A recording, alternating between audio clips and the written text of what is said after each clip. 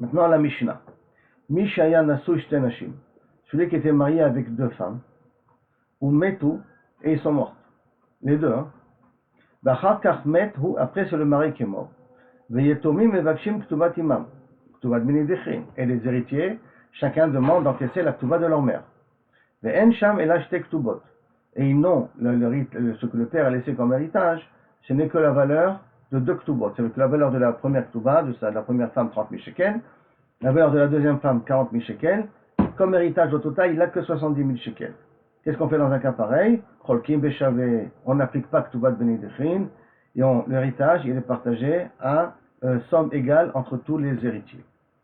Yasham Otar Dinar, s'il y a un dinar de plus des 70 000 shekels, il y a 5 shekels de plus, et le Ktubat Imam, les enfants de la première peuvent encaisser Ktubat Imam, mais le Ktubat Imam, les enfants de la deuxième peuvent encaisser Ktubat Imam.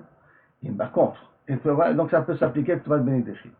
Mais si maintenant on revient au din, qu'il n'y a pas assez, il n'y a pas assez pour le partage. Mais, Imamrou Yetomim, les héritiers, ils disent, Anachnu Ma'alim Anirse Avinu Yafé Dina. On est prêt à évaluer le terrain qu'a laissé notre père plus cher que sa vraie valeur, de 1 dinar de plus. Ou, si vous voulez, on est prêt à mettre dans la caisse, dans la cagnotte, 1 dinar de plus. Ou évaluer les biens de notre père d'1 dinar de plus, de telle sorte que, quand on fait le partage, il restera 1 dinar de plus à pouvoir être partagé. Il y a fait dinar, que déchitlu ktuvat imam, comme ça, chacun pourra encaisser la ktuva de sa mère, en shomim laem, on n'est pas d'accord, on n'applique pas le din. Et là, shamin et anechasim ve bedin, on évalue combien vont ces biens là au betadin. Hayusham nechashim beraoui, et suivant ça, on fait le partage. Maintenant, Hayusham nechashim beraoui, enan kebe muchzak. Si maintenant il y avait parmi les biens que le mari a laissé, des biens beraoui, potentiels. C'est-à-dire qu'on va dire que le grand-père n'est pas encore niftar. Et le grand-père, quand il va être niftar, il va hériter à son fils. Donc c'est des biens qui reviennent à son fils qui est mort, mais qui ne sont pas encore arrivés dans la propriété de son fils. Et nan keba murzak, on ne les considère pas comme existants chez le parent de ces enfants-là. Et donc par conséquent, si les biens que le défunt a laissés, il n'y a pas un plus par rapport à la ktuba des deux femmes, alors on n'appliquera pas ktuba benidechrin, bien que, quand arrivera l'héritage du grand-père, il y aura de l'argent en plus. Mais un bien qui viendra plus tard n'est pas pris en considération. Rabbi Shimon Omer, Rabbi Shimon dit, Afilu Esham Nechassim She'enem Machayut, même si maintenant chez le père qui est mort, il a laissé des biens dont on ne peut pas hypothéquer, qui veut dire par exemple de l'argent. Enan Klum, ces biens-là ne sont pas pris en considération de sorte que on ne peut pas appliquer la Ktubat Benidechrin. Que pour Rabbi Shimon, comme on avait déjà vu un petit peu dans la Sugia d'avant, que Rabbi Shimon y pense que pour pouvoir appliquer la Ktubat Benidechrin, il faut qu'il reste chez le défunt de l'argent en plus de la Ktuba des deux femmes qui sont des biens qu'on peut hypothéquer, donc des karkaot, des terrains, des maisons. Alors à ce moment-là, on peut appliquer le Ktuba Benidechrin. Mais s'il a laissé des biens mobiles, comme de l'argent, des voitures et ainsi de suite, sur ça, on ne peut pas appliquer le mot de Tosef et Dinar, donc on ne pourra pas appliquer le Ktuba Benidechrin là-dessus. Jusqu'à là, la Mishnah. Maintenant, la Gemara, elle commence. Tanu Rabbanan. La zo elef ve la zo chamesh meot. Une laktuba d'une personne, d'une des femmes, c'est 1000 shekels, et une ktuba de l'autre, c'est 500 shekels. Im yesh sham motar dinar, si dans les biens qui restent du défunt, il y a un plus de dinar, ça veut dire qu'il y a 1501 dinars, donc il y a un dinar de plus, donc chacun prend la ktuba de sa mère, et le dinar en plus, on appliquera le din Torah, et on le partagera avec les héritiers. Les imlav, s'il n'y a pas ce dinar en plus, il y a juste 1500 dinars, yachloko beshavé, les 1500 vont être partagés à égalité entre tous les héritiers. Et on n'applique pas le din Torah benidechrin, comme on dit dans la Mishnah. Tanu Rabbanan, donc il dit exactement la même chose, en nous amenant un cas pratique. La Gemara demande, dit pshita, merubim venitmatu, varzachu bahem ayorshim. Maintenant, si ils étaient au départ, il y avait assez d'argent. Donc il y avait un dinar de plus des deux ktubot. qui avait possibilité d'appliquer Ktubat Benidechim. Mais quand on vient faire le partage, d'accord, Nitmatu, les valeurs de terrain ont diminué, de telle sorte qu'il n'y a pas la possibilité d'appliquer Ktubat Benidechim. Est-ce qu'on applique ou on n'applique pas Ktubat Benidechim? Réponse, Kvar Zachu Bahem Yorshim. Les Yorshim ont déjà été zochés de la Ktubat de leur mère, et donc à ce moment-là, on partagera suivant la Ktubat Benidechim. La première prend sa part, la deuxième prend ce qui reste. Par contre, Muatim Benitrabu, si au moment que le père est niftar, il n'a pas assez suffisamment de biens, les terrains ne sont pas suffisants pour être partagés dans les deux Ktubot, mais Nitrabu, avant le partage, les terrains ont repris de la valeur, de telle sorte que maintenant, il y a un motar dinar sur les deux Ktubot, alors il m'a dit, Tashma, viens, je t'amène une Mishnah, que peut-être de là-bas, une Braïta, que de là-bas, peut-être il y a une réponse. De Nirse de Be Bar Tzartsour, les biens de Bar Tzartsour, de la maison de Bar Tzartsour, Muatim Benitrabu Avu. C'était des biens qui étaient il n'y avait pas assez au départ, et Nitrabu, et au moment du partage, ils ont repris de la valeur de telle sorte que on pouvait appliquer le Torah Benidechim. Tous les kameh de Rav Amram, ils sont venus devant Rav Amram, les héritiers de la petite Ktuba, que les héritiers de la petite Ktuba ne voulaient pas appliquer Ktubat Benidechim, pour qu'ils puissent avoir une part plus grande dans l'héritage de leur père. Parce que s'ils appliquent Ktubat Benidechim, eux ils auront une petite part, et s'ils ont une petite part, donc ils vont perdre dans l'affaire. 3 dernières lignes de la page Tadik Aleph.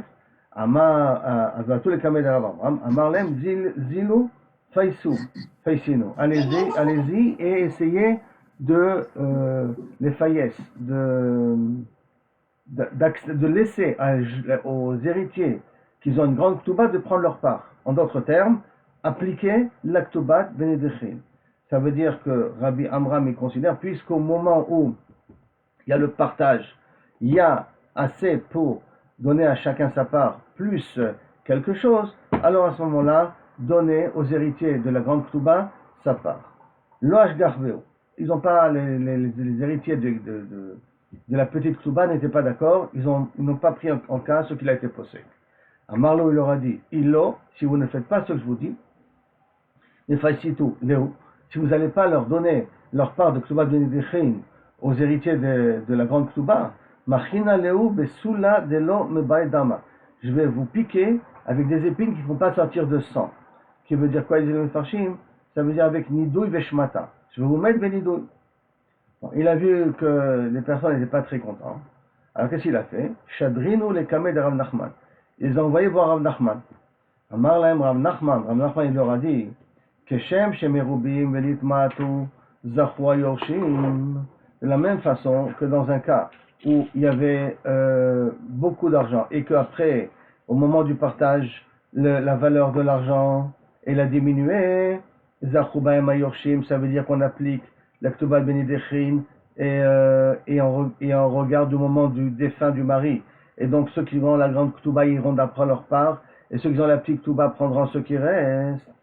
Car Muatim, de la même façon, Muatim Shinitrabu, si au moment de la mort, il n'y avait pas assez de Ktubat Benidechim, Nitrabu, et au moment du partage, il y en avait assez, Zachu Bahem Yorshim.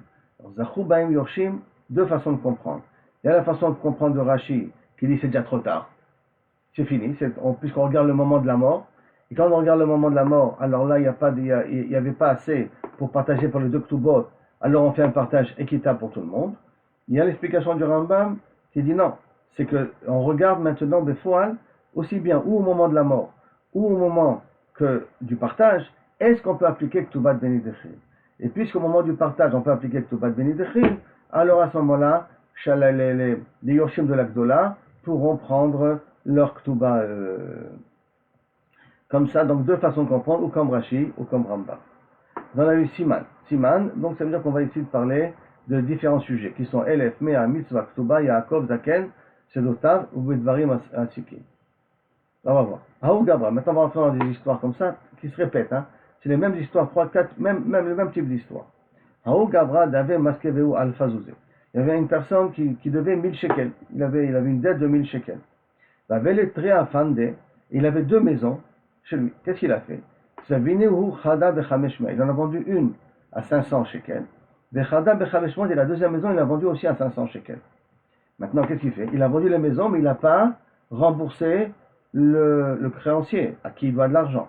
Alors, qu'est-ce qu'il a fait? Ata balcho, le créancier il est venu, vetarfa lechada minayu. Il a pris une des maisons, il a pris 500 shekels, puisque j'ai prêté 1000, ça, cette maison, tu l'as acheté à 500, je me fais rembourser en te prenant la maison. Tarfa lechada minayu. Hadar katarif leidach. Quand il a voulu prendre la deuxième maison, Shakal, le loquer, celui qui avait acheté la première maison qu'on vient de lui prendre, cette première maison, alors c'est Shakal al-Fazouzé.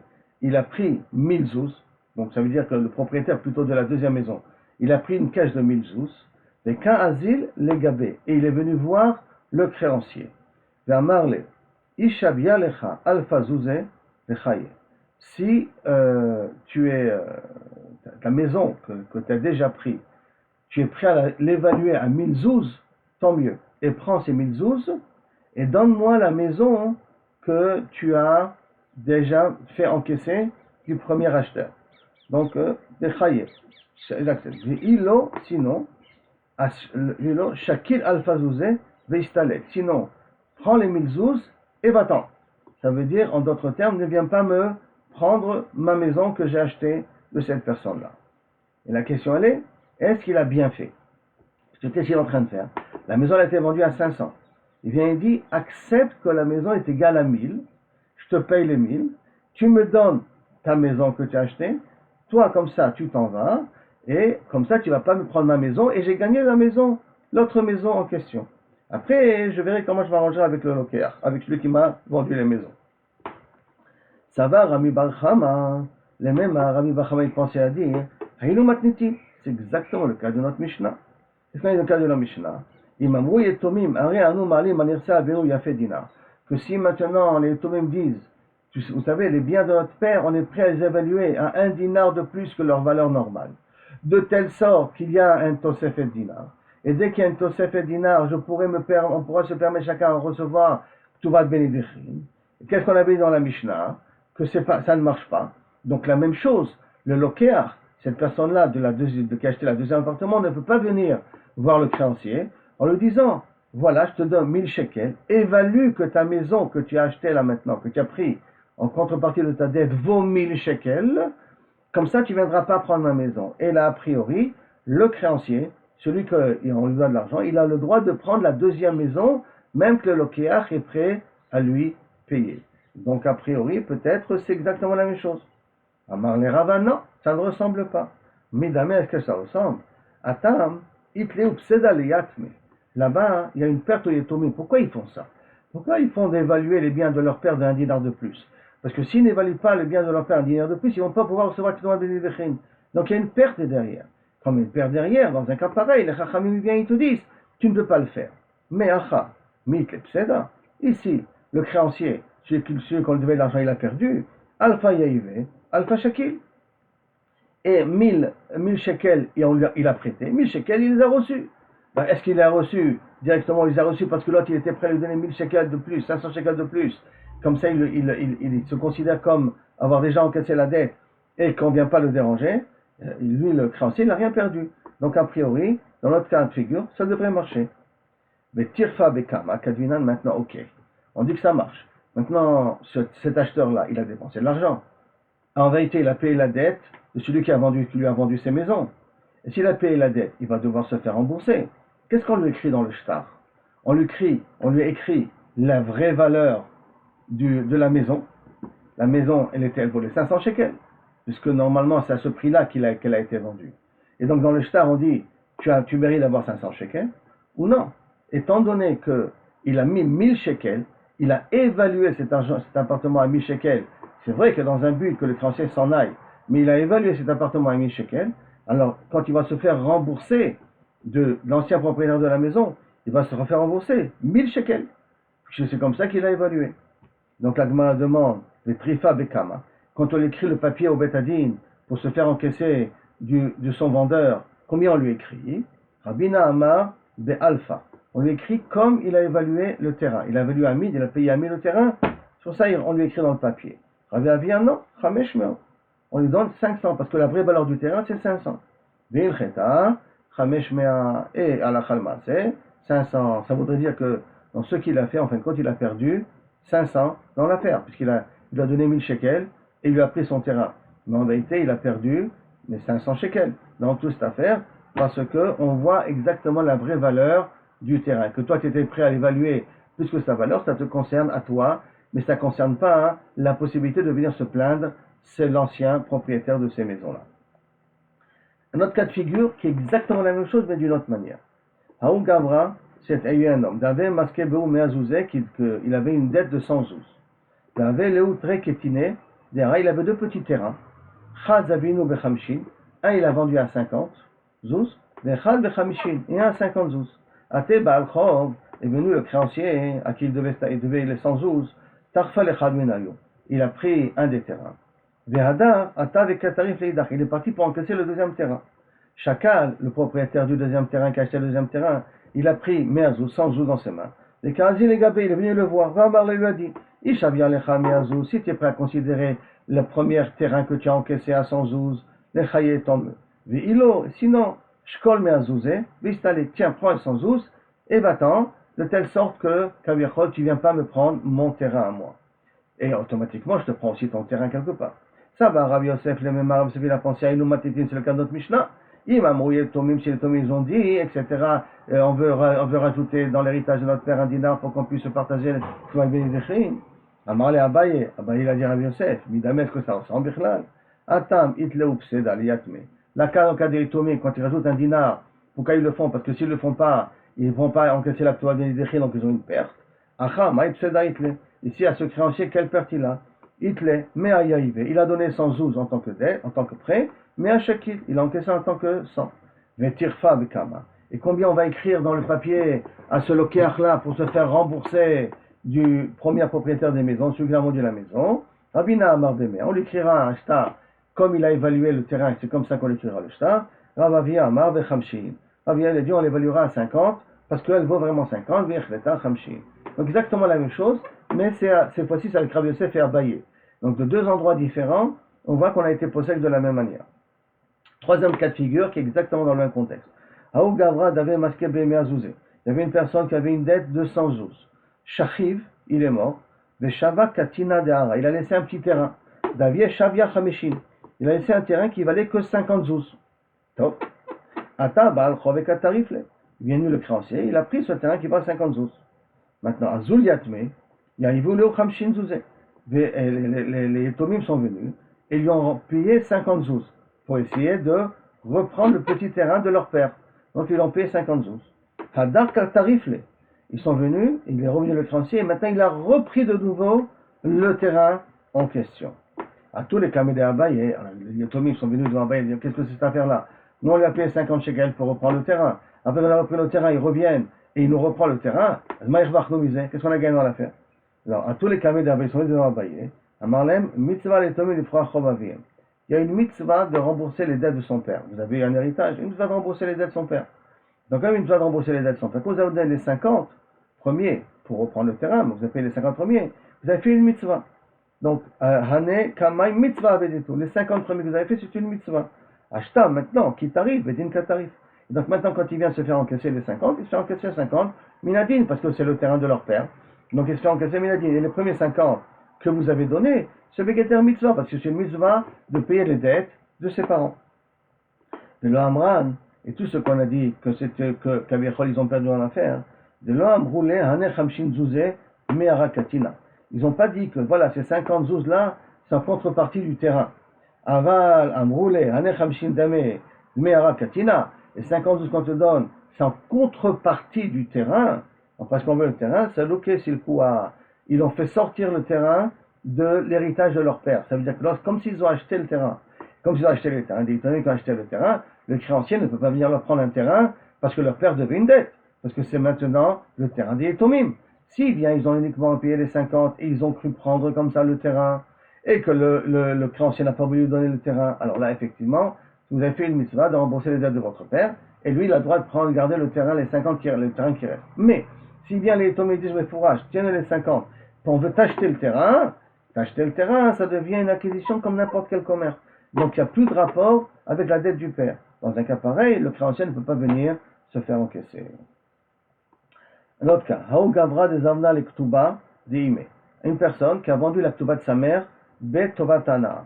Tovatana, ça veut dire que la Ktuba de sa mère est 100 000 shekels. Il s'est dit, écoute, voilà, je ne sais pas, si moi j'hérite la Ktuba de ma mère, d'accord? Si je l'hérite, je te la vends dès maintenant. Alors, je ne peux pas te la vendre à 100 000 shekels, parce que c'est pas évident que je l'aurai quand je l'aurai. Je la vends à 10 000 shekels. Tovatana, une petite somme. Mais, vers Marley, il a dit, I atia em ou marera lo maftina lecha. Mais sache que si ma mère elle vient, elle se plaint, je te rembourse pas. Il a mis une clause. Je te vends Betovatana, je te la vends à 10 000 shekels, une Ktuba qui vaut 100 000 shekels. Mais si ma mère se plaint et n'est pas d'accord, alors sache que tu as perdu tes 10 000 shekels. Shechiva Ime, la mère elle est morte, Velo Irera, et elle n'a pas remis en question. Donc ça veut dire que théoriquement, la vente, elle est valable. Mais qu'est-ce qu'il a fait lui? Ataïou, Vekamer Er. Il est venu lui, et c'est lui qui a été Mer Er. En pensant, Vesava, et pourquoi? Parce qu'il est parti du principe que maintenant moi j'hérite la Ktuba. Toi tu es censé me l'acheter de chez moi, mais moi quand j'hérite la Ktuba, j'hérite aussi les droits de ma mère. Et comme ma mère elle avait les droits de se plaindre et d'annuler la vente, alors moi aussi je peux me permettre d'annuler la vente. Ça va Rabbi Chama, Bar Chama. On sait Rabbi Chama Bar Chalimar. Youbim comme Ime, l'héritier, le fils il est à la place de sa mère. Taïd. Amar le Rava. Rava dit, arrête, oh. Nehi d'Achrayut Dida Lokibelale. C'est vrai qu'il n'a pas pris sur lui la responsabilité de comment sa mère va réagir. Achrayut Dida, la responsabilité de sa mère, il n'a pas pris sur lui. Que si la mère elle était mère elle remettait en question, il ne sera pas obligé de le dédommager. Donc la chayut de sa mère, il n'a pas pris sur lui. La chayut dit Milok Kabil, sa chayut sur lui-même, est-ce qu'il n'a pas reçu? Bien sûr qu'il a accepté. C'est-à-dire, quand il a vendu al Da'at que maintenant, si sa mère n'annule pas la vente elle est valable. Ça veut dire en d'autres termes que toi, tu n'as pas le droit, toi l'héritier, tu n'as pas le droit de remettre en question la vente que tu as fait envers cette personne-là. Et ça s'appelle la chayuvide. Et donc, ça veut dire au Kibil, il ne veut pas remettre en question et la vente elle est valable et ça revient à l'acheteur. Il reste encore 3 lignes, mais je laisse ça à Yom Kippour parce que la page suivante elle est relativement courte.